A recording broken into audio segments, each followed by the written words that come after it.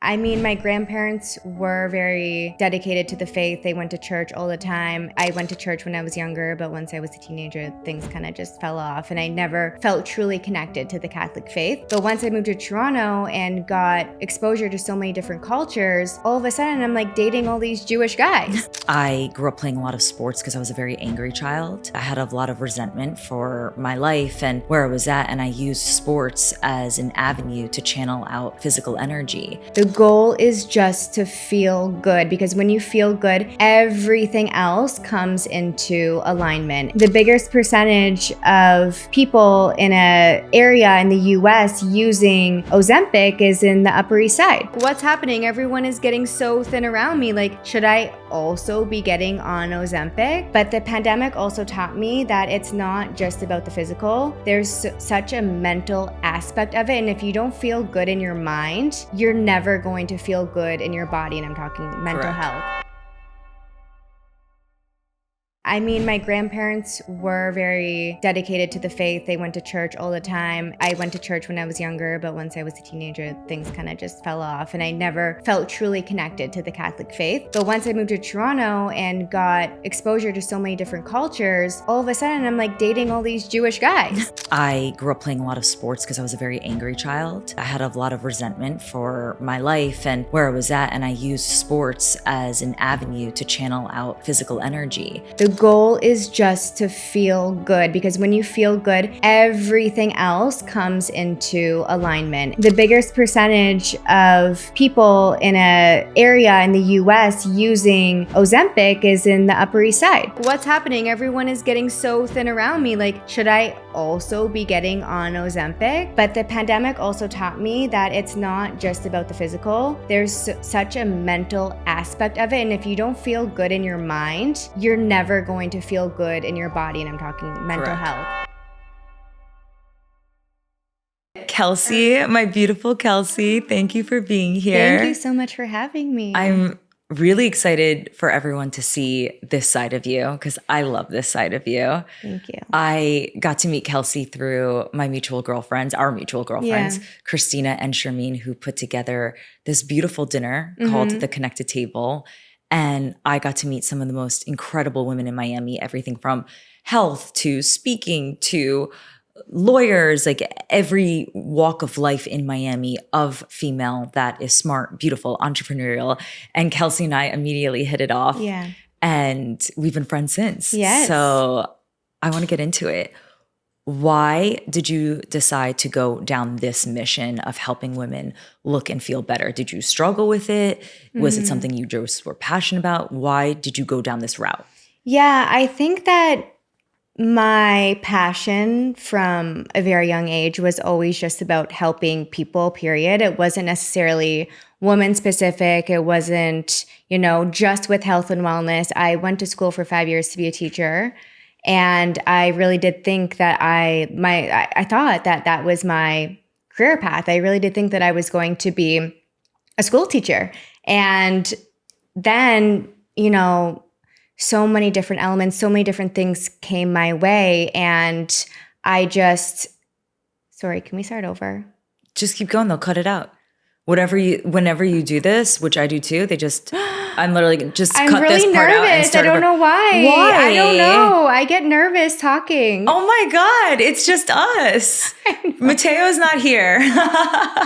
Like, I don't even know what I'm saying. Does it seem like I don't know what I'm saying? Not at all. I actually was just thinking to myself, I'm like, oh, I didn't know that you wanted to teach. My mom's a teacher. Oh, really? When I was thinking that's so weird because that makes sense because you do so much educational content. Yes. So do I. Yeah. And I got my love of education from my mom. Yeah. And you clearly got it from somewhere. Yeah. But the fact that you liked the educational side makes more sense to me. I was like, oh, that's why she teaches women on social media now. Like it correlated to me. That's what I was just thinking about. Okay. This is the perfect example of when you're speaking, you think that people are thinking about how you're messing up or you're saying something wrong. And meanwhile, they're just idea. like, oh, like I didn't think about that. Or they're thinking about what they're eating for lunch. Like no one actually is actually paying knows. attention. Unless you're speaking about something very specific that's like science focused. Okay, I just got like really nervous all of a sudden. I didn't even notice. That's so funny. Okay, back to it. So basically I wanted to be a teacher, and then the reality set in. While I was in school, I was also working in a nightclub. We were both college dropouts. I was not a college dropout. I was. I graduated, but because I was making so much money, so much money at the time when I was, early 20s, there was no way that I was finishing school and going into a job where I was only making $60,000 a year. No. And the nightclub life, that was great money. Yeah, it was great money. And so after I graduated, I knew that I still want to work with people. Mm-hmm. I still wanted to teach, but I wasn't sure now what to do because, again, I didn't want to go down the actual career path of being a teacher. So I had the idea to create an after-school fitness program for high schools. And I was able to pull in that fitness activity part of it because I was playing sports my entire life. I was always very active. Even when I was, I think in grade 10, I would literally make my mom pick me up after school and drop me off at Good Life Fitness at the gym. I love it. Because I just wanted to work out. And it wasn't because I was obsessed with looking a certain way. It had nothing to do with that. I had just always been a very active kid. And so I just created that passion. Then I didn't know anything else. And in order to create this after school program, because again, it was still like an education field, but it wasn't actually being a teacher. I always kind of had this entrepreneurial side of me. Because I had this idea, I was like, okay, well, actually, I guess I need to get certified. So over 10 years ago, I got my certification to be a trainer. I built out this program. I sold it to the high schools, to the school boards in Toronto. Like, again, I'm like 21, 22 years old. That's crazy. I had no idea what I was doing. And actually, one of the teachers for the certification that I did, he connected me with a PE teacher at a high school. And that's kind of how it all started. They accepted me at this school. They put me in contact with the school board. Then I grew it to 4 different school boards in Toronto. But basically, I would just go in for the day. And I would teach a basic certification for fitness, like, the foundational stuff, how to do squats, lunges, deadlifts, teach them about basic, like, nutritional things. Like, it was very, very basic. But basically, this is a certification that they could then put on their resume when they're applying for universities or for a job application. But I would go in just for a day. And then after that certification was done, like, I didn't have the opportunity to go back to that school until the following year. So although, it was a government-funded program, and for me just pulling this out of my ass, like quite literally, it was pretty good, but it wasn't sustainable again to just be doing that. So I decided to, okay, why not? What's next? Let's take on some personal training clients. My eyelash lady, I literally convinced her one day. I'm like, oh, you're looking for a personal trainer? I'm certified now. I should be your trainer. Yeah. And again, sales pitch, she was like, yeah, sure. Like, Why let's do it. Yeah. And it started with her, which I still am in contact with her sometimes, like stay in touch. And I just grew it very, like, little by little, very slowly into this business. And that's basically the trajectory of what got me here now. But prior to the pandemic, I was doing everything in person.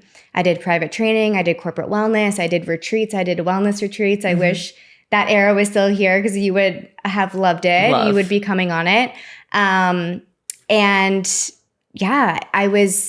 Everyone would always tell me, like, you need to go online. You're going to be able to scale. You're going to be able to get more visibility. Grow. Yeah. And not even online as in like Instagram. At that point, I was already on Instagram. I've had my account now for also like 10 years, 2016, I think I started. But I just had no interest. I loved working with people in person. I loved my clients. I loved teaching classes in person. Every time I was like so resistant to it.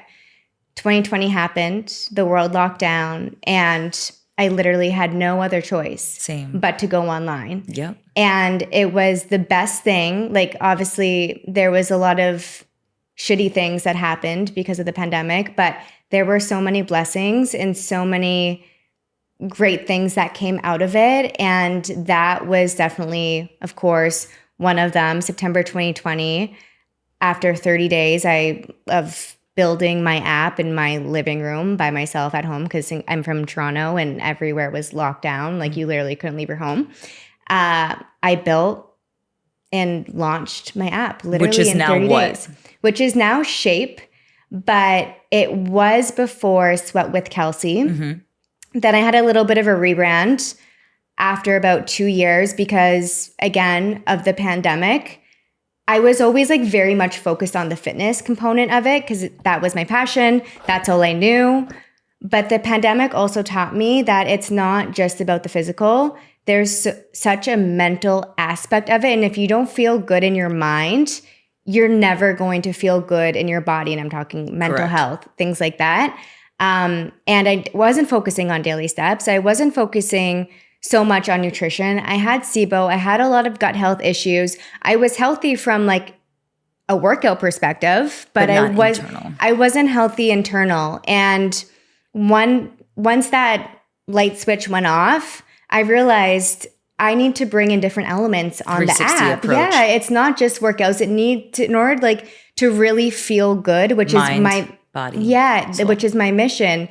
You need nutrition. You need mindfulness. I have meditation, breath work on the app from experts. And so I'm like, okay, well, Sweat with Kelsey doesn't fit what the app is anymore.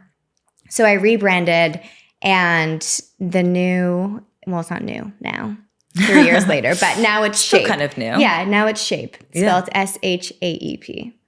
Quite often, I find myself orbiting and being with women that are also very like-minded in terms of mindset, health, wellness, and they all have a similar understanding that it's not just one sector. Yeah.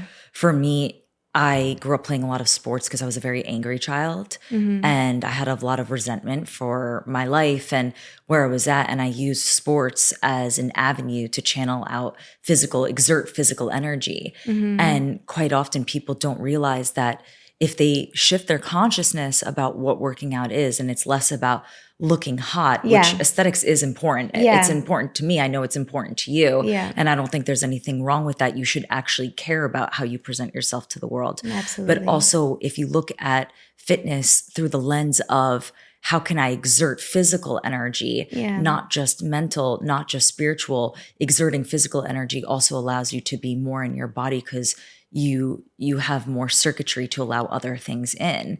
And there's such a beauty to fitness. Once you change your mindset on it, it becomes really fun. Yeah. And then you want to try new things in fitness. Yeah, I agree. I think that's the most important thing. I think when people say, oh, it's not about like how you look on the outside, that's bullshit. Like, let's just all be real. We all want to look good. We all want to look hot. I always say that. I talk a lot on my YouTube about it as well. But when you don't want that to be the only goal, like the goal is, again, just making it very simple, always coming back to the fact that the goal is just to feel good, because when you feel good, everything else comes into alignment, and it makes it a lot easier for women, I think, especially to stay consistent, to stay motivated, because the scale isn't going to change overnight. Your body isn't going to reshape in a week, in a day, and a month. It needs consistency. But if you feel good every single day, that's what's going to make you keep going 100%. When the results aren't there like right away. Do you consider yourself religious, spiritual, both, neither? And if so, what's your morning routine? Obviously, I'm sure it's not the same every day, but take us through like your non-negotiables day and night, if you have any at all. Yeah. So religious, no.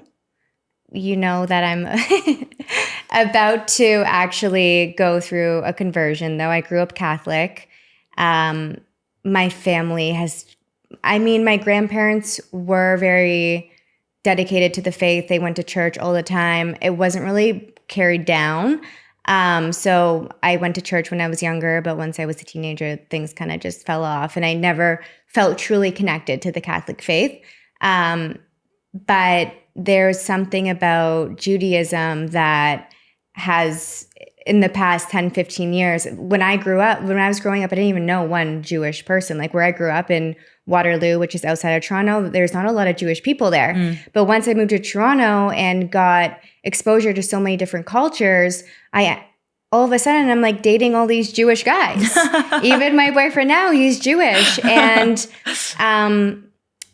I've always just been really called to that religion. So, I mean, we can get more into that if you want. But the other part of it, am I spiritual? Again, I wouldn't say that I'm like super spiritual, but I do believe in a higher power. I believe in God. Is it a big part of my day-to-day? I would say like it's a small part, nothing crazy. That now going back into my morning routine, I wake up. I always say this again, the first thing I do, I wake up, I get out of bed and I go outside. I get sunlight. So you don't check your phone immediately? Because I do, and that's what I'm trying to remove. Okay, so I really want to be that person. Yeah, I am better at it at night, if I'm honest. I'll put my phone away at like 8:30 latest. Oh, early. Yeah. Nice. And I don't touch it until the morning. When the alarm goes off, I have a hatch. So I need to take my phone to turn off the hatch. And then sometimes I'm guilty of just like checking in with my email, if I have messages, whatever. But sometimes doing that actually allows me to be more present in the rest of my morning. So if I'm like seeing the emails that came through overnight or checking my messages, I'm not thinking about that when I'm now going for my walk and doing my meditation. You know what I mean? Yeah. You do a walking meditation? So I usually habit stack that. Nice. We love habit stacking, by the way, and beauty stacking. Yeah. So lately, we do have walking meditations on Shape. I do all of my meditations on my app. But even if it's not a walking meditation, I feel that I'm in such a meditative state while I'm walking. Nice. The park that I go to every single morning, it's just serene. It's so beautiful. I just feel so calm. So although I'm walking, I'm not traditionally doing meditation the way that you should be, sitting down, laying down. There is no right way to do it. Yeah. It's just, that's what I like. And it allows me to just, again, wake up and get outside first thing, get fresh air, get sunlight. I'm normally taking my supplements before I go outside. Okay. Doing that, coming back in, going on my vibration plate, doing my workout, having breakfast, and I try to have this whole thing wrapped up by like 9 a.m. Nice. Yeah. Then after that, I do my skincare, and I actually don't do I'll put on SPF before I go outside, but I love to hear that. Yeah, but I'm not doing like my full skincare. I'll do it after. Yeah, same. I always, at minimum, like if I drop off my son or whatever I'm doing, go to the gym, at minimum, I put on SPF and then I come back. Yeah, because then I'm going to wash my face again, and then I'm going to do my full skin then. I really respect people and women who have routines and stick with it. Oh, yeah. I actually even tell my 6-year-old, winners have routines. Yeah. No matter what it is. Winners have routines. Routines keep you. I didn't grow up being forced or asked to do a routine. I didn't even make my bed as a child, which I still don't do now.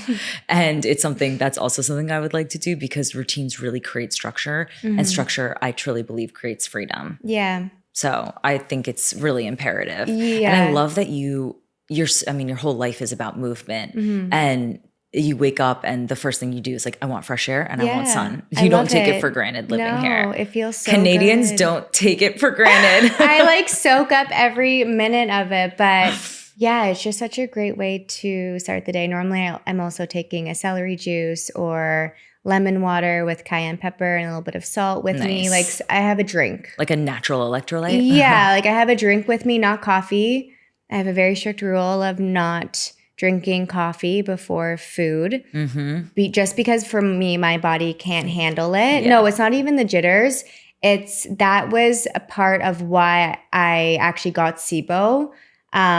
It's just not good for my gut. And a lot of people can handle it, but coffee is very dehydrating. Very. And my body just couldn't handle it, and it can be a very big stressor as well. Remember that girl I told you about? That's my close girlfriend, Leah, in LA, the CMO filter baby.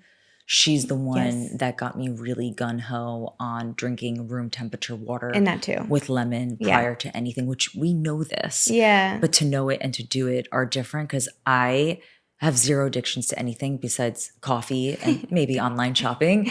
And for me, coffee is such an art to me, and it's such a pleasurable moment. So I look forward to it so much that I want to go right into it, but it really isn't good for the body. It's just not. I don't know one expert that says otherwise. Not one. Yeah. It even as I sip like this my morning third cup. I worked out, and then I was like, you know what, I'm gonna treat myself to a Maman coffee today, you know? But I look forward to it so much. Even when I make it at home, I make arguably one of the best coffees. Like at home, I have a concoction. Okay. Yeah. Me too. What do you do? I was going to ask you. I'm Tell like, me wait about a second. The coffee. Okay, so I'm so obsessed with this brand Cumulus. They sent me their machine. They only do iced coffee.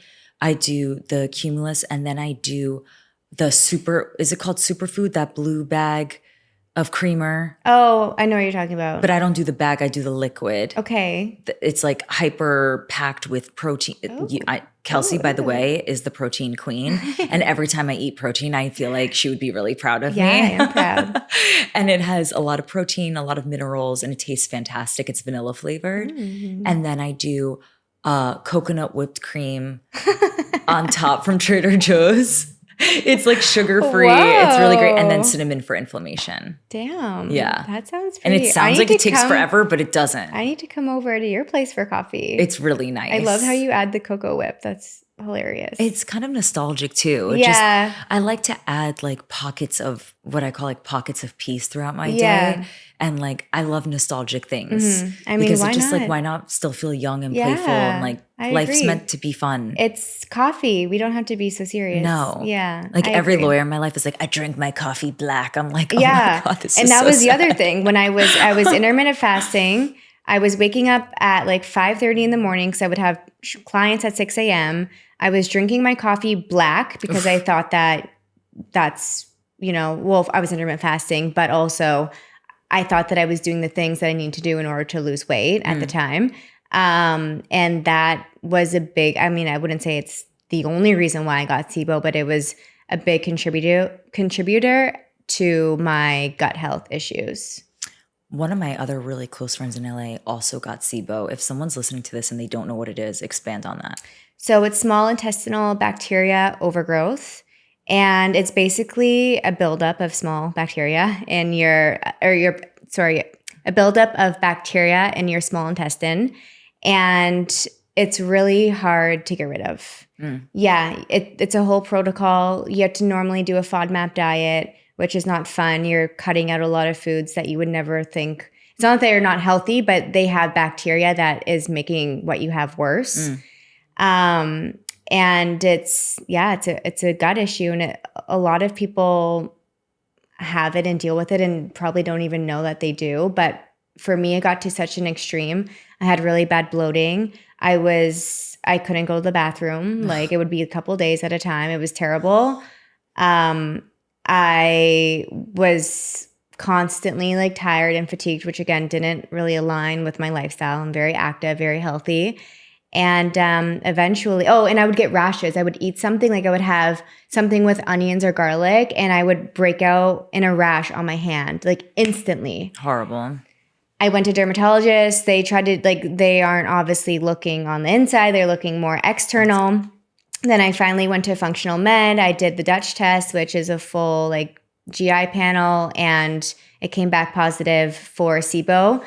But the traditional testing for SIBO is actually the breath test. I didn't know that. Yeah. So that is if you are just, want to test for SIBO and not test for a million other things, you can do the breath test. And based off of you have to breathe into tubes. I also did it after, and it still came back positive, the same results. Wow. You breathe into tubes and then they test it. It's so weird. I've never even heard of that. Yeah. So this is why it's really important for women to get their blood ran, to get functional tests done. Yeah. Just make the time, because how are you going to know what's going on inside your body if you don't run your blood, if you don't know what's happening? And I let it go on for so long, for almost a year before I did anything about it. And then it takes so long. Because you're busy. Yeah. And it takes, you just think that it's normal. You're working, you're running around. It's just, it is what it is. Yeah. And it's not normal. It's not normal to live like that. It's not normal at all. And then it takes a while to clear out. I mean, you can imagine that doesn't just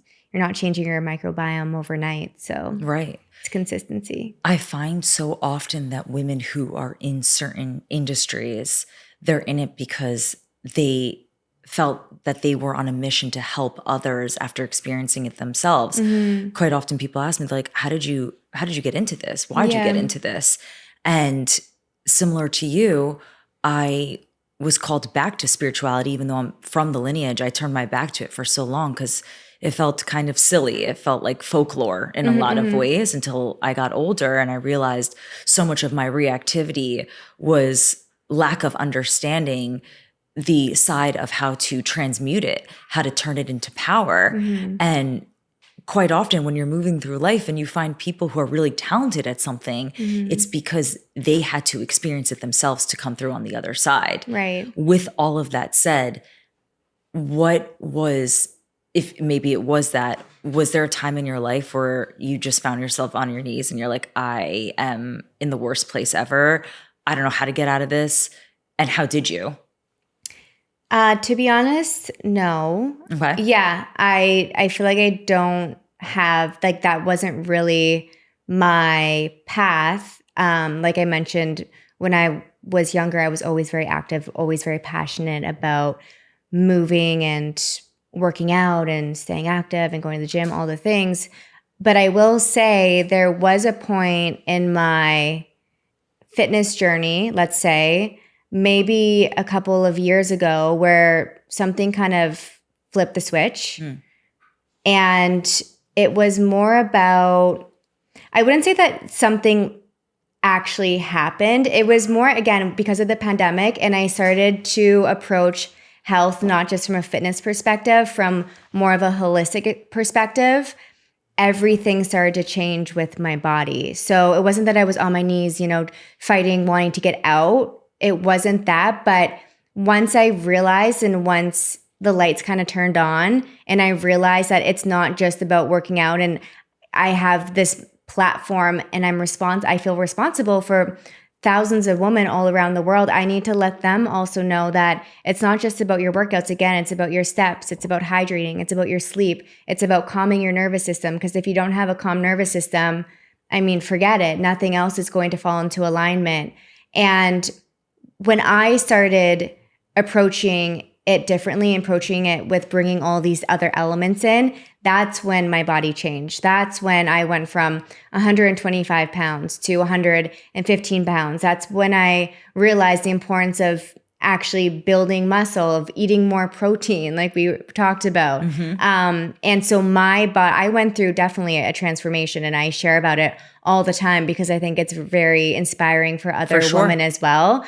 I didn't genetically have a very lean body type. I've always been, God forbid I say it, but like, I don't want to say, no, I am curvy, and people hate me when I say it, but because they're like, that's not curvy, but it was for you. Yeah, for me. For you. And I just have a curve. Like, I have a small waist, I have wider hips, I have a big butt. Like, that's just my skeleton. Yeah. That's how I was made. But when you have 10 extra pounds on that, it's a little, it's not big, it's not fat by any means. But you didn't feel like that was where you were at your best. Yeah, I didn't think that at the time. Now I look back and I see like the big difference, and I feel so much better, and I feel like this is, I feel that this is my body. More confident in your body. Yeah, I'm confident in my body, and it was more about the confidence. I wasn't fully confident, being in a bikini like I was, but like I wasn't fully confident being naked in front of, my boyfriend. I would try to like hide, or I didn't want him to see like me from behind, or whatever it may be. And now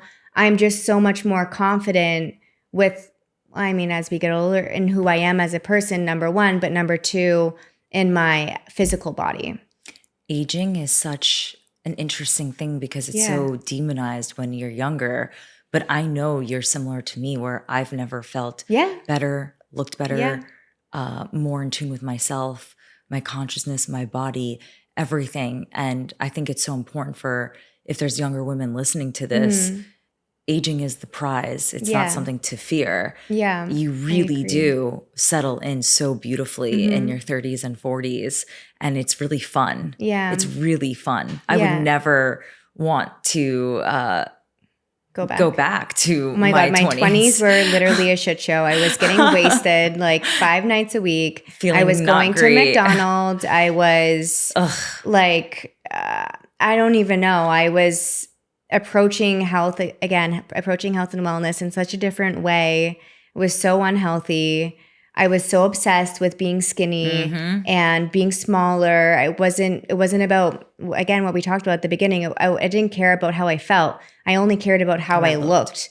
And that's because, you know, even 10, 15 years ago, all we saw were the models and the magazines. And it wasn't the same landscape as there is now, in like a blueprint, the way that there is now with social media and everything else. But yeah, in my 20s, it was a shit show. Yeah, I feel like so many people can relate. I think though now women in their 20s, they have it easier. Now like all the available knowledge and resources, we didn't have us to look up to. No. I started doing everything I did because I felt I wanted someone to look up to, and I was like, "Where is she? Yeah, no, where is that? Wellness didn't exist in our 20s. It did, but in a different, like everything was sugar free, and fat free, and Weight Watchers, like vibes. Yes, very much so. It's really fascinating how much it's evolved, and it's a really beautiful thing to see. Evolved, but at the same time, I don't know if it's just my algorithm, but I feel that we're kind of going backwards with the whole skinny trend right now. How so?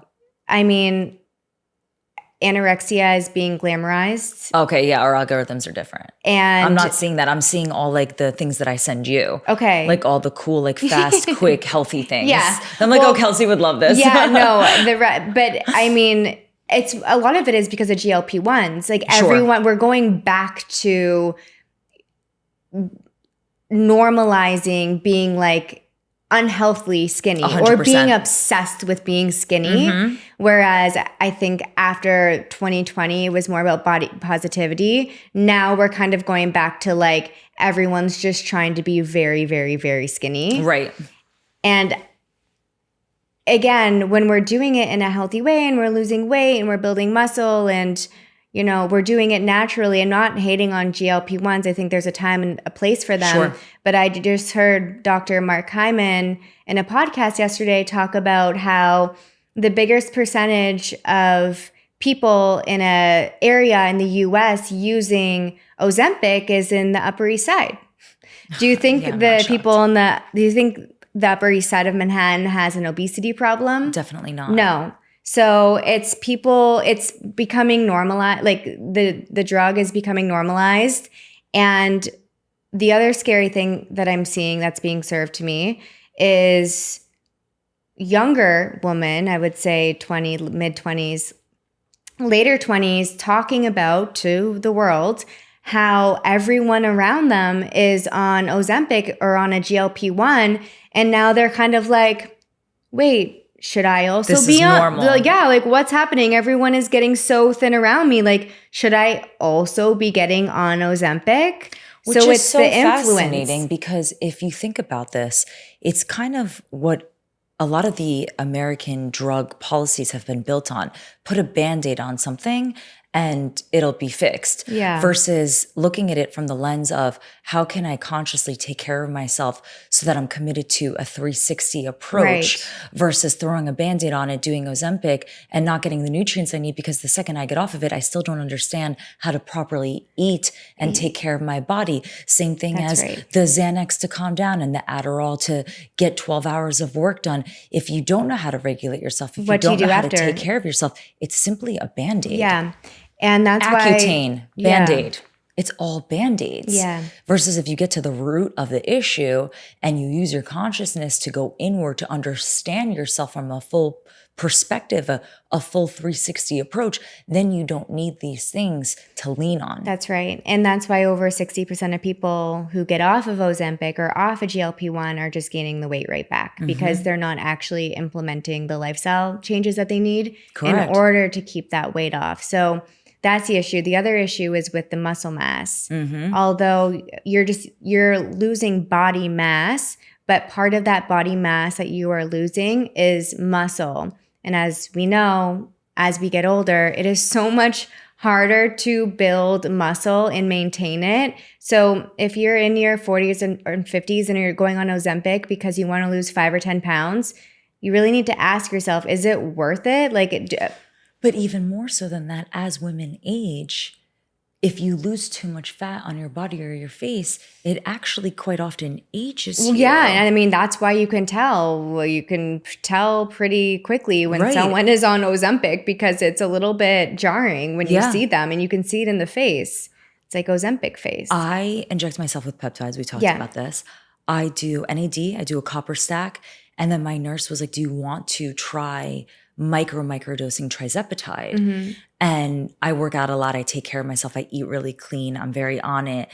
And there was a time where I felt like I was really inflamed, and I love trying new things. So I was like, why not try this and see? Yeah. And I felt, by the way, for those who don't know, trizepatide is a strain of GLP-1. And I love to test new things and try new things. And I like to be educated in all sectors. So I was microdosing, I believe, 0.2 twice a week. And I found that it really killed inflammation. Yeah. But because I'm naturally lean, I can't actually afford to lose weight. Otherwise, I just look way too thin. And I personally don't like that aesthetic on myself. I like to be a little curvier. Yeah. And I did find that it reduced a lot of inflammation. Like my abs looked tighter, my legs looked sharper. I was still able to eat on it, which is great. I feel like when people are taking these GLP-1s and they're dropping weight, your body gets so confused. It's so jarring that when you can't eat, sometimes you're losing the weight, but you're holding on to it simultaneously too, because your body's desperate to hold on to anything left. Yeah. And I really think that, and this is obviously not medical advice, if you're going to do any of these peptides, understanding how to microdose it properly so you're still getting the nutrients and you're still keeping the muscle while learning how to balance the lifestyle. It should be more about the education of how to balance versus how to just lose. Right. Yeah, I agree. A lot of it is, if you're eating enough protein, then, you're going to be still building muscle, which is what you need to do if you are going to be taking it and be on one. I don't think, and then the other part of it is obviously doing it with a healthcare practitioner who is guiding you through it versus kind of just, taking it on your own or not being, again, guided through the process. That's very, very important. Who inspires you? Do you have like a female that you look up to that you're like, wow, she's really inspiring? Like I want to, whether it be in fitness or wherever. That's a really great question. I mean, when you ask me, no one really comes to mind. I feel like I have so many women in my life that even you, like you're one of them. I think that you're an amazing person. You have such an amazing personality. You make everyone feel so warm and so comfortable. I love your morals, your ethics, what you stand for. And I feel like I have the pleasure of knowing you in person. I love you, Kelsey. But there's so many people online that I do, look up to, whether it's business or whether it's personal or what, like even some of my close best friends, I look up to them. I feel like when you surround yourself or even if you follow whoever, and I keep my shit tight. So I'm not following like a million people. I'm really watching the same people every single day. They're all inspiring to me. Yeah. I wouldn't say there's one specific, but yeah. Okay. You're one of them. Likewise. Liz Kennedy. No, we really do have we have the best community here. Yeah. Miami is perceived to be this party town, which it has that side, but there's also this side of women now, from my understanding and my experience here, that love wellness, that love being outdoors, that love spirituality and just living a healthier lifestyle. And I think Miami has really accumulated a lot of that as well. Yeah. I always just ask women who inspires them, because sometimes you never know, and people say things that you just wouldn't expect. I mean, I'm gonna keep thinking on it, but yeah, you should. I have one. I feel like a lot. Who? Grace Kelly. Okay, people tell me that I look like her. I could see that. Yeah, I have actually. Wow, it's really weird that you said that, because my mentor, she's the CEO of Peter Thomas Roth. I met her when I was 22, 23 years old in New York, and she had this gorgeous painting of Grace Kelly. And she said to me, she looked over my business and I want her to now look over yours. And it's like a very expensive oil painting. Oh, wow. And I was just a little rugrat in New York, you know, like running around. I was like, wow, thanks for giving me this. Is crazy. But as I got older, I started to do a lot more research on Grace Kelly and her life. And I found her to be beyond inspiring. She had this presence to her where beauty was important to her, but so was having grace. Right. So was having depth. So was having kindness. And she just was very whole. And to be spiritual is to have certainty. And how do you have certainty? You have wholeness in oneself. Yeah. And at the time, there weren't a lot of women like her per se. And she just really, she held herself with such grace. And I always thought that was really powerful. So I always really strive to emulate, to be like her. And I feel like it's nice to have at least one person that is like that. Like if we could all strive to be a Grace Kelly to some capacity, I think that's really beautiful. Well, I didn't know we were going like celebrity. I thought you meant, I was thinking more like, I don't know, in my sphere. Celebrity, not your sphere, Instagram, I feel like TV. Princess Diana. Ugh, of course. Obsessed. Of course. I love her. She was just, she was for the people. She was a legend. She was really for the people. I agree. She had a humbleness to her as well, that she could be wearing jeans, a t-shirt, and sneakers, and she just, her presence, she walked in and it was. Yeah. And also grace. And also philanthropic. She was very philanthropic. Whoa, I like that. Spin on it. Is that a word? My mom's an English teacher, yeah. My mom was really hard on me because English wasn't my first language. Yeah. So she'd always be like, this is how you properly say things. And I was just like, you know, with my Hebrew accent, and I could never figure anything out, but I still jumble my words. Even when I'm on stage, that's what I told you. When I'm on stage or speaking, sometimes I'm like, yeah, you just keep it going. Like, okay. Just keep it rolling. But I think that for me, like one day, God forbid, I retire early, hopefully. I want to, like, that's what I want to do with my time. Like I got into this space because I love helping people, and I should probably, outside of, I'm obviously helping thousands of women every single day, but outside of my business, I should probably be doing it more in real life in Miami. And if maybe we can community. Maybe we can find somewhere. And I don't know if you already we just found out there's a whole turf in the background. Yeah, I didn't even know. Doing something for charity or volunteering, I feel like that's really important. And it's really fun too. It's really fun and it's really fulfilling. And I think that at a certain point in your life, like you just want to give back. For sure. And you want to leave your mark and you want to make a difference. So that's something else that I really admired about her. Like she really cared for every single person that she encountered. And you could feel it. Yeah, she embodied you could just feel it. So to wrap it up, give us one tip, inspiring thought for women getting into fitness that feel insecure because they don't look like you. Just start somewhere, show up, like just start. I always say that, whether it's 5 minutes, whether it's a 10-minute walk that you do every single day for 7 days, just start somewhere. It doesn't need to be perfect. It just needs to be, period.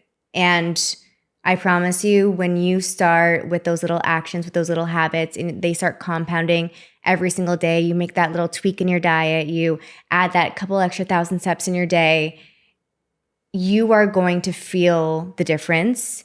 It's a sign also, a signal to yourself that you're respecting yourself and you're putting in this time and this effort and this energy every single day into you. Because a lot of the times, especially as women, we're just giving and we're not giving ourselves what we need. So just start, and consistency will take you a lot further than being perfect every single day ever will. Where can we find you? You can find me on Instagram at @TheKelseyRose. You can also find me on YouTube, same handle. And you can check out my app, Shape. You can download it in the Apple Store and Android as well. And yeah, I hope to see you all on the mat. Thanks for being here, Kitty. Thanks for having me. Bye.